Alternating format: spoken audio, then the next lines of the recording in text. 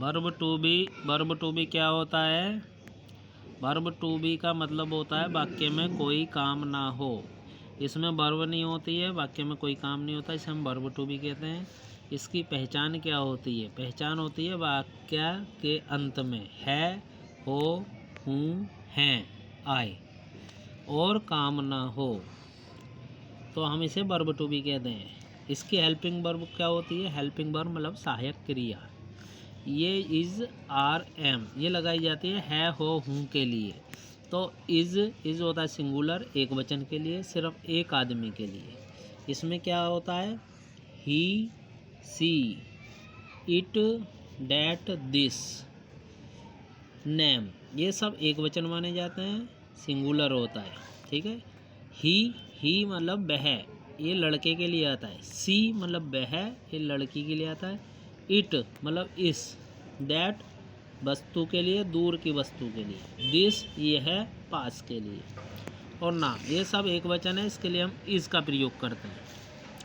अब है आर क्या होता है? बहुवचन होता है, एक से ज़्यादा के लिए तो हम आर लगाते हैं। बहुवचन मतलब प्लूरल। इसके साथ क्या क्या यूज होता है? यू तुम या आप, वी हम, दे वे, दीज ये, दूज वे वो, और या एस लगा हुआ है सब्जेक्ट के साथ, तो इन सब को हम बहुवचन मानते हैं। इनके साथ हम आर का प्रयोग करते हैं। अब है एम किसके साथ आता है? आई के साथ। हमेशा मैं जो होता है, आई माने मैं के साथ हम एम का प्रयोग करते हैं। अब इसका पहला रूल क्या होता है? सिंपल रूल, इसे अफर्मेटिव भी कहते हैं। सब्जेक्ट लगाते हैं पहले, फिर इज आर एम का प्रयोग करते हैं, फिर ऑब्जेक्ट का। पहला अक्षर जो होता है वो सब्जेक्ट माना जाता है। जैसे तुम राम हो, जो तुम है वो सब्जेक्ट है। पहले इसका लिखेंगे यू लिख दिया। यू के साथ क्या आता है इसमें देखेंगे, यू के साथ आर आता है, तो हम बीच में आर लगाएंगे। अब इजारा में से ले लिया, बचा ऑब्जेक्ट है राम को हमने पीछे लिख दिया, तो लिखेंगे यू आर राम। दूसरा रूल होता है नेगेटिव मीन्स नहीं, नकारात्मक। इसका रूल होता है subject is are am plus not plus object. इसमें नॉट का प्रयोग कर देते हैं। जैसे वह मेज़ नहीं है, वह मेज़ मतलब ये मेज़ है, मेज़ मतलब टेबल, मतलब निर्जीव वस्तु के लिए वह के लिए डैट का प्रयोग करेंगे। और देखेंगे डैट के लिए क्या आता है, इधर देखेंगे डैट के लिए जैसे तुम के साथ आर आता है, तो हमने आर पहले लिख दिया, आर आ गया, ये क्या बन गया आर, फिर लिखा तुम मतलब यू, फिर लिखा अमीर रिच, आर यू रिच, क्या तुम अमीर हो। ये क्या जो पहले लिखा है उसकी जगह इजार हम प्रयोग किया, वो क्या बन गया, ये होता है इंट्रोगेटिव रूल। अब है डब्ल्यू एच रूल में क्या होता है? जो डब्ल्यू एच पर्सनवाचक चिन्ह होते हैं वो बीच में आते हैं। जैसे बाय,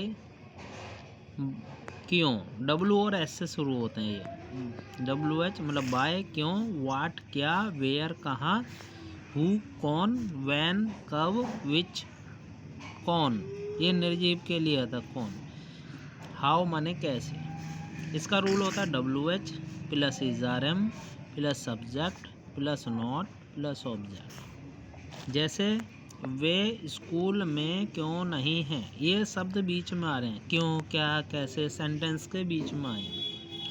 तो हमने पहले लिखा क्यों लिखा वाई, और वे के साथ क्या आता है आर आता है, तो इससे पहले हमने आर लगाया।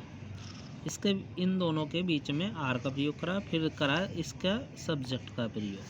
पहले डब्ल्यू एच ले लिया, फिर इजार में से आर लगा दिया, फिर सब्जेक्ट ले लिया हमने, सब्जेक्ट दे नहीं आ रहा है तो हमने नोट लगा दिया। अब बचा क्या ऑब्जेक्ट स्कूल में, in school, in the school, ये लास्ट में लिखा इन द स्कूल।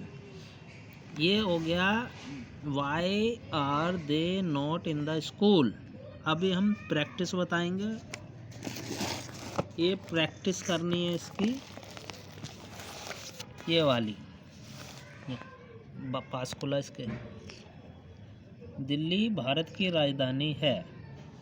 वह समय का पाबंद है। आज मैं खाली हूँ। वह पढ़ाई में होशियार है। कुत्ता एक स्वामी भक्त पशु है। वह वचन का पक्का नहीं है। हम आजकल खुश नहीं हैं।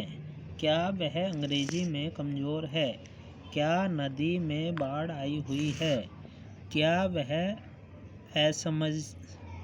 असमंजस में नहीं है? यह दुकानदार धोखेबाज नहीं है। क्या ये अंगूर खट्टे हैं? कैपिटल होता है राजधानी। पंचुअल समय का पाबंद। वैकेंट खाली। गुड एट होशियार। में फेथफुल स्वामी भक्त। True to his word, true to his word वचन का पक्का। वीक दीज डे आजकल। वीक माने कमज़ोर। इन फ्लड मतलब बाढ़, बाढ़ में।